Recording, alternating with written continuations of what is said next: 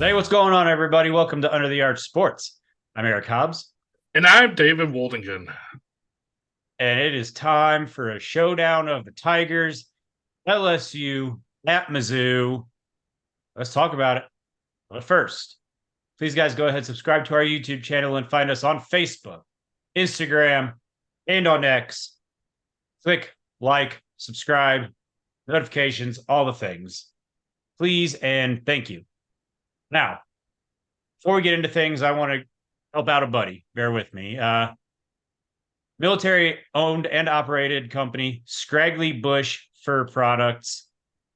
They've got the coolest stuff, all from animal pelts. Yeah, rack sack for raccoon. They got the squoozies, the squirrel koozies, all sorts of creative stuff. Give them a look. Website's in the graphic.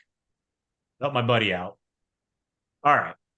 So, yeah, David, Missouri, 5-0, 21 in the country.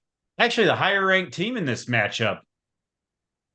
Yeah, I'm really actually looking forward to this one, just because it's against a name brand school, if you will. And I know they haven't been playing the greatest, but they're still definitely a challenge on offense. Oh, absolutely. I think the first thing that I have to kind of wonder about with this game is just the mindset of each team. For Mizzou, I don't think there's much question. Coming into the season, Kansas State was the game that was circled. We know that. But there was also that thought of if we could beat Kansas State, wow, there's a chance we get 5-0 going to LSU. Wow. And I think even though LSU has a couple losses, yes, that kind of attitude and excitement has not faded. The place is sold out. It's going to be a madhouse. There is a sense of anticipation more than other games. David, for LSU, though, this is a team that started off with high hopes and had the bummer with Florida State to open the season, but then look good. And then Ole Miss happened, and it kind of crashed and burned a little for them. Dropped 10 spots in the polls, 2 losses before October. There's 2 ways it can go. Do they circle the wagon and say, we can still win the SEC West? That's all in front of us. Or does this team kind of say, we're not winning the Natty, we're not going to the playoff. We lost 2 games already. This wasn't supposed to happen. They go either way, really. Well, and it also, in my opinion, could depend on how this game starts out. If they fall behind early, I could see one of those here we go again type deals with Ole Miss, and they could either throw in the towel or really pick up the pace. So, like you said, it could go either way. It's going to be really interesting to see how it starts out. Yeah. Now, to be clear, I don't expect LSU to have a woe was me attitude. I think the more likely scenario is they circle the wagons and they come out as motivated as ever, maybe more so. Maybe there's that sense of desperation and there's an intensity that they haven't had. I think that's more likely than them coming up wanting no part of this game. That said, I will not rule out a scenario where Missouri is the team with the super intense attitude, and LSU just walks into a buzzsaw of a crowd and atmosphere and team that simply wants it more. There's a universe where that happens too. So I think it's fascinating because it could go so many different ways. Now, one thing that I think everyone expects to go one way and one way only, points and lots of them. And while I 100% agree with everybody out there, anytime anybody expects a major shootout, it ends up being a 13-10 game. Yeah. Yeah. It happens so much. You got people out there betting the over, putting their mortgage on it, and then 13-10 or something. But hey, Missouri's offense, we know about it at this point. It is maybe not putting up 45, 50 points a game, but I mean, 500 yards, whatever it was against Vandy. I think 500 plus yards against Memphis, if I'm not mistaken. Well, they Either can way, put up lots of yards. Yeah, they can put up the yards. They can put together long drive plays. They can get the big play if they need to. It's just really whatever they need to do, they can do it. Yeah, let's face it, Luther Burden's a monster. Um, you know, we the big emphasis for LSU is Malik Neighbors. All the attention on him. He's second in the country in catches and yards. Well, he's second in both because Luther Burden is first in both. So, I mean, best receiver in America. Let's face it. I feel like it's, I guess, that's a fair argument. Yeah, and it's going to be fun to watch to see these two compete against each other. Honestly, Yeah, I think they're both lying to you if they say they're not paying attention to what the other does. I think they'll be kind of paying attention, maybe not total yardage or whatever, but he got deep ball. Hey, coach, give me a deep ball. Yeah, that type of thing. I bet that's going on. But with the offense, David, you know, in this matchup, the running game should be gigantic. yeah, absolutely. For Mizzou, if they're able to get any substantial or consistent running game going in this game, it'll do two things. It'll keep LSU off the field and allow the defense to get the rest and adjustments they need to make, but it'll also just eat clock. And when I say that's important, I really mean it, because keeping their offense off the field is going to be huge for them to have a shot at winning this game. Yeah, it's sometimes best defense, good offense. That definitely could be a factor here, and I think a good part of that, David, you're looking at the guard play. Xavier Delgado, Cameron Johnson, if it's still him, if Marcellus Johnson's back there, right guard, then him. But those two especially, I think. Well, and I think also the improved play of Connor Towson. Yeah. If he continues to have solid snaps, and then just more importantly makes the blocks he needs to make, that just brings this offensive line up another level. And they quite honestly have been performing better and better each week, other than the usual procedural penalties, mainly from Cameron. But that's a whole nother story I won't get into. Yeah, they got to clean up the penalties. You can't assume the offense is going to bail them out against stiffer competition than Memphis and Vandy. So, yeah, something to clean up. But, when you're looking at LSU's offense now, I mean, yeah, you got the two big stars, Jaden Daniels, 1,700 yards passing already, which is ludicrous. And then, the aforementioned Malik Neighbors, who is very similar to Luther Burden. I think that's the guy you got to stop first. But if LSU's in the red zone, you got to look at Brian Thomas Jr.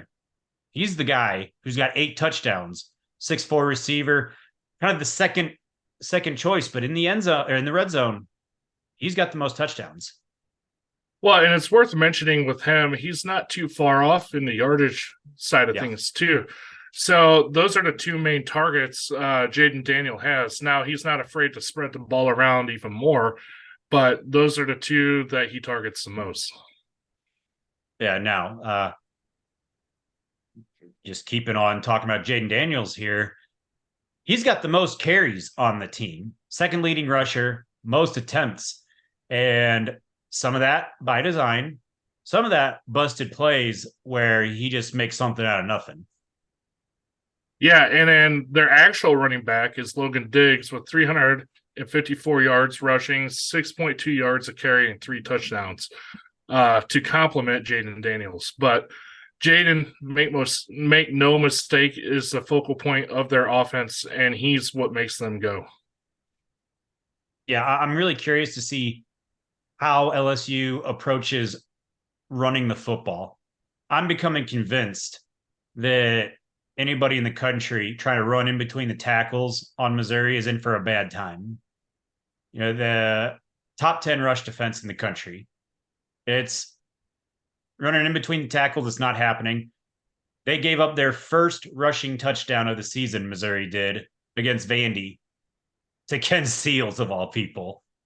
Before that, they hadn't given up a rushing touchdown all season. And LSU can do more than that, though. With Jaden Daniels rushing off the edges, you have to get pressure on him, but you also have to make sure that you just don't, pin your ears back and go with no discipline, because he'll just run right around you for 10 yards. Yeah, and I would say right now that's the weakness of Mizzou's defense, getting pressure on a quarterback or even playing contain on a quarterback. As you said, Ken Seals was able to make a scramble for a touchdown, and he made quite a few big plays just off scramble plays from the breakdown of the line. Mizzou, I don't think, got to him until towards the end of the fourth quarter, and they had very little where they actually pressured him into throwing the ball early than he wanted to. And what that does is it puts all kinds of pressure on your secondary, because now you're forcing them to cover during these long scrambles, and it's almost impossible to do so. Right. Now, with Missouri secondary, I think it's interesting. How much man does Missouri play? They mix in some, but they play a lot of zone. I'm curious to see if, with two highly touted targets, Neighbors especially, do they just say, all right, Abrams drain, Rakestraw, go get them, and put them on an island and just see what happens? Or if they go with the zone and just count on coaching up the safeties, scheming around the safeties a little more, because let's face it, the safeties, Joseph Charlton in particular, they had some rough times against Vandy last week. Yeah, and Vandy has a couple of really good wide receivers, probably one of the better in the conference, but there's still no excuse for some of the blown coverages they had against them. And they do lose guys more than you really want to see, and it's been kind of concerning this year. Yeah, I think that is something that you have to kind of scheme around, I think. I want to see one-on-one matchups. I want to see the corners on an island. You've got NFL caliber receivers against NFL caliber corners. I think that'd be a lot of fun to see. If LSU starts going nuts and burn them, then it may not be so fun. But hey, I think it's worth seeing it for a little bit. I think it's time, David. Let's talk about how Missouri wins this game. What do you think? Well, Eric, I believe Missouri can win this game, particularly with their offensive line, not only pass protection, making sure Brady Cook has all the time he needs to throw the ball downfield. They did a fantastic job of that against Vanderbilt. Really kept the pressure off them. But the bigger thing is, if they can keep the run game somewhat consistent as well, to keep a little bit of a balance on the offense and not only eat up clock, but make the plays they need to get the first downs and just sustain drives, I think that's going to be key to winning this game. Yeah, there's a couple things for me. One, I think it becomes so much harder if Darius Robinson can't go. We're filming this on Tuesday. He's questionable. And, there's not a lot of confidence behind that questionable. So we'll see. I think it's all that much harder if D-Rob can't go. Now, to your point, offensive line. We haven't even talked about blocking Mekhi Wingo.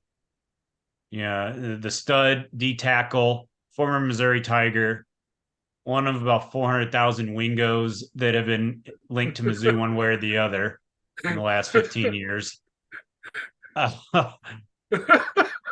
It ties back into what we were saying about guard play with Delgado and whichever Johnson. They're going to have to help Tollison, or can Tollison, one, just take on Wingo? That'd be huge if he could. So that, I think, is huge. You got to mention Wingo when you're talking about LSU's defense. Oh, absolutely. And you have to talk about Harold Perkins Jr. You have to talk about him. So those guys, you got to contain them defensively. Make sure they don't go nuts. Now, safeties. You have to have a better performance out of the safeties if Missouri wants to win this game. I think that's one. And then as you were talking about earlier, pass rush. Missouri was getting close consistently against Vandy, but they only got home one time. Austin Firestone, only sack. It's got to be better. Niles Gaddy, Johnny Walker, Joe Moore, whoever it is. I think you have to have 2 or 3 or more sacks. Put that LSU offense behind the chains. Make it hard on them. Make them one-dimensional.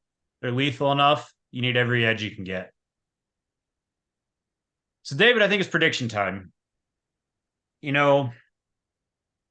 talked about how there's a lot of reasons that this thing could go either way. Missouri, depending on your book, 6.5 to 8-point underdog to LSU. It's going to be a shootout. It really is. We talked about how for the Kansas State game, I can't pick the Tigers until they show me they can do it. Well, they showed they can do it. They're certainly capable of winning this game. I believe they can. But I do think LSU is going to come out super fired up, desperate. And I think they're going to get a 45-40 win over Missouri. Yeah. For my pick, again, a lot of the same thinking as you, Eric. But just to add into that, without the status of Robinson coming in and playing on the D line, which we desperately need that pressure. If they can't get any pressure, I just don't see Mizzou winning this game, because that's the one area they've been struggling with all season. I've noticed is getting pressure on a quarterback. And when the quarterback has all the time in the world to throw, he's going to find someone open eventually, or just take off running. So, following along your lines, I think it's going to be a close game. I think Mizzou will cover, but I don't think they're going to win this one. I have LSU winning 42-38. Yeah, hey. Now it's gonna be a battle. Now I will say this though, sellout crowd. We have lots of recruits coming in for this game, and if Mizzou does pull off the 5-star whose name rhymes with Schmingo. Speaking of the million of them that are tied to Mizzou. Yeah. As you said, Eric, with him and just many others on the visit, we could possibly see some more recruiting action going on after the game, kind of like last week. So we'll keep you up to date with all things recruiting and all things Mizzou football. So just make sure you continue to watch Under the Arch Sports.